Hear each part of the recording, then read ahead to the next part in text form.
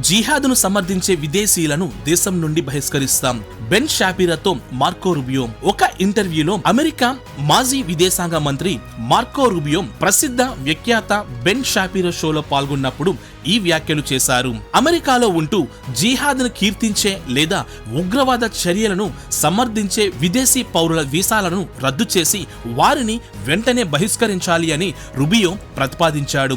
Rubio మరియు అధికారిక US వర్గాలు విదేశీయులపై అతి తీవ్రమైన చెకిన్లను అమలు చేస్తూ ఉన్నారు. ముఖ్యంగా వాటిని జిహాద్ లేదా ఇతర ఉగ్రవాద కార్యకలాపాలకు మద్దతు ఇచ్చిన వారికి అమెరికా ప్రభుత్వం వీసాలు లేదా గ్రీన్ కార్డులు రద్దు చేయడానికి సిద్ధంగా ఉంది అని ప్రకటించారు. దీనితో ఆదాయాలు లేదా కార్యకలాపాలు దేశ భద్రతకు హానికరంగా భావిస్తే కూడా ఇది వర్తించవచ్చు.